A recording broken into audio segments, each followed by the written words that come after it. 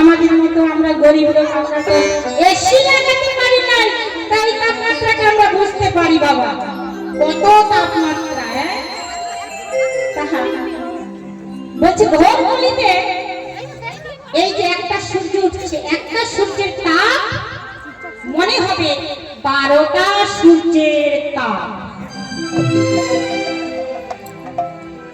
একটা সূর্যের তাপ, তার মধ্যে 12টা সূর্যের তাপ প্রকাশিত হবে পৃথিবীতে, মনে হবে যেন 12টা সূর্য উঠেছে। কিন্তু 12টা সূর্য নয়, 12টা সূর্যের মতো তাপ হবে। এখন একটা তাপ, সেই তাপ অনুযায়ী 12টা সূর্যের তাপ একটা সূর্যের মধ্যে প্রভাব করবে, মনে হবে 12টা সূর্য উদয় হয়েছে। তাই একটা সূর্যের তাপ সহ্য করতে পারছি না আমরা, তাহলে 12টা সূর্যের তাপের মতো যদি তাপ হয়, তাপমাত্রাটা আমরা সহ্য করতে পারবো? আর পারবো না। তাহলে কি হবে? গৃহদাহ হইবে রবির কিরণে, রবির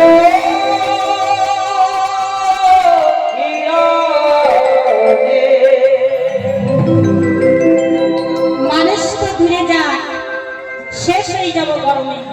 বলছি গৃহদাহ মানে ঘর বাড়ি পুরে ছাড়খাড় হয়ে যাবে, গাছপালা ঘর বাড়ি সব ছাড়খাড় হয়ে যাবে। আর কি হবে? আমাদের পৃথিবীর দুটি প্রান্ত আছে, যারা বেশি পড়াশোনা করেছেন তারা বুঝতে পারবেন দুটি প্রান্তের নাম, একটা সুমেরু আর একটা কুমেরু মহাদেশ। সুমেরু কুমেরু মহাদেশ, সেই দেশ দুটোকে বলা হয় আইসল্যান্ড। আইসল্যান্ড অর্থাৎ বরফের দেশ। ও বাবা, ওই বরফের দেশ দুটো তখন কি হবে জানেন? ওই যে 12টা সূর্যের তাপ, ওই তাপটা ওই আইসল্যান্ড বরফের উপরে পড়বে। সব জায়গায় তো তাপমাত্রা বেশি একই থাকবে, আইসল্যান্ডে ওই বরফের দেশ দুটো তাপমাত্রায় গলে যাবে। আর গলে গেলে কি হবে না, আমাদের পৃথিবীর এখন এক ভাগ হলো স্থল, 3 ভাগ জল, সবাই জানি আমরা।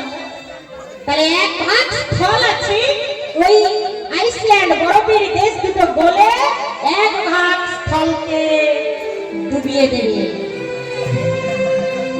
আর যখনই ডুবিয়ে দেবে আমাদের পৃথিবী জলে পরিপূর্ণ হয়ে যাবে। 3 ভাগ জলের সঙ্গে 1 ভাগ স্থল ডুবে জলে পরিপূর্ণ হয়ে যাবে। আর জলে যখনই পরিপূর্ণ হয়ে যাবে তখন আমাদের এই ধরণী ডুবিলে হইবে, ডুবিলে ওই সমুদ্রে মিলা,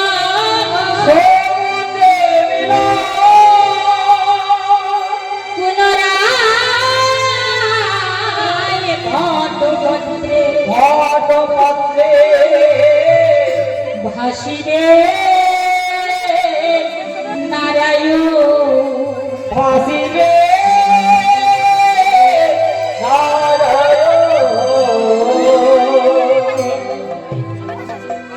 এইভাবে হবে কলির শেষ, আবার সূচনা হবে সত্য যুগে।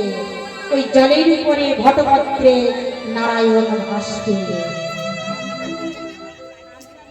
আসুন তাই আমরা এই কলিযুগের মানব হয়ে আমরা একবার বলবো নিতাই গৌর হরিবল, হরিবল, হরিবল। হাই হ্যালো ছোড়ো, আমরা এখন বলি না হাই, ফোনে বলি হ্যালো, তা কথাবার্তা বলছি, ওই হাই হ্যালো ছেড়ে দিয়ে হাই হ্যালো ছোড়ো, হরে কৃষ্ণ বলো,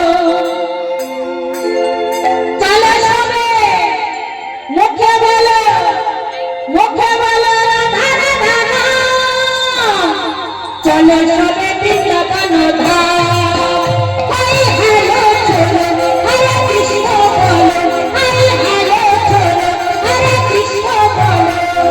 চলো সবে মুখে বলো, মুখে বলো রাধা রাধা নাম, মুখে বলো রাধা রাধা নাম। চলো সবে বৃন্দাবন ধাম, চলো সবে মুখে বলো রাধা রাধা নাম। চলো সবে বৃন্দাবন ধাম, মুখে বলো রাধা রাধা নাম। তাহলে হাই হ্যালো ছেড়ে দিয়ে আমরা রাধা নাম বলতে বলতে বৃন্দাবনে চলে এসেছি। তা বৃন্দাবনে ভগবান তিনি কি করছে দেখুন। রাধারানী কেন মান করেছিল না, মানে মান হচ্ছে দুই প্রকার, একটি সহেতু আর একটি নিহেতু। সহেতু মানে যার কারণ আছে, আর নিহেতু মানে যার কোনো কারণ নেই। তাহলে রাধারানী কেন মান করেছিলেন? কোনো কারণ না থাকলে মান হতো না। তাই কারণটা দেখুন রাধারানীর কি কারণে মান করেছিলেন। একদিন ভগবান তিনি তার রাখালগণকে সঙ্গে করে গোচারণে চলেছে। গোচারণে চলেছে ভগবান ধেনুবৎসের সঙ্গে করে, রাখালগণকে সঙ্গে করে, আর বলছে চল রে ধেনু চল রে